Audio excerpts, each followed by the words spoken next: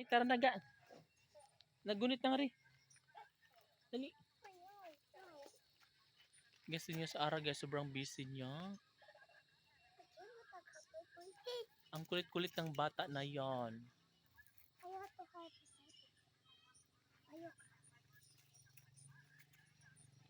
O sige na, bilisan mo habang... Ay, haba. Tagdila siya. So, hayaan na lang natin si Arami habang medyo maliwanag pa kasi hindi talaga siya nakikinig guys. Ayan, so nag-enjoy siya sa kanyang paglalaro dyan sa mga buhangin, mga lupa-lupa na dry kasi nga sobrang init no, kahapon at ngayon and kaya natuyo na yung mga lupa dyan. Kaya tingnan nyo guys, sobrang nag-enjoy siya. Kaya hayaan ko na lang siya hanggang dumilim. Ninong! Ninong! O, hayaan, hindi na lang na siya. Maglaro ka lang ng sayo. Huwag mo pakialaman yung alaga nating aso. Ayan guys, sinahayaan ko na lang si Arami hanggang sa magsawa sa dyan.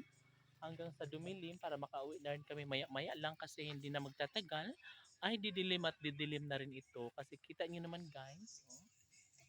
Imagine nasa 6 o'clock na ng hapon and yes, hanggang sa dumilim, pagka umilaw na yung street light mga kaibigan ko, uwi na kami ni Arami.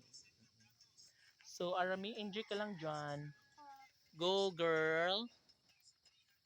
Yes, laro ka lang dyan habang bata ka pa. Habang wala pang iniisip na responsibilidad, enjoy lang ang kabataan.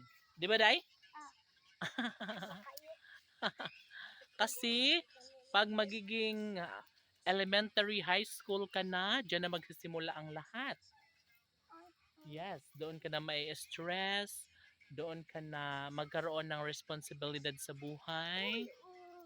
Yes, malalaman mo ang katotohanan sa buhay. Di ba, Arami? O sige, laro lang dyan, enjoy lang habang bata pa. Okay?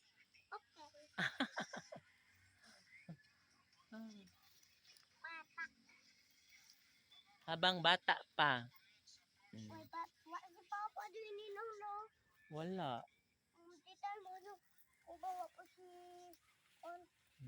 Tapos yung aso ko guys, ayun sobrang nag-enjoy din sa kanyang paglalaro doon sa taas. Tingnan nyo. Ito siya, si Ate Chichi. Dong, ando si Ate Chichi sa taas, Dong. Naglalaro siya, Dong. Na si Dodong. Ay! Ay, naglalaro din si Dodong at si Inday. Yung alaga kong isang babaeng aso, guys, ayun, nagkumakain siya ng mga dahon-dahon. Oh, bumaba na siya. Ay!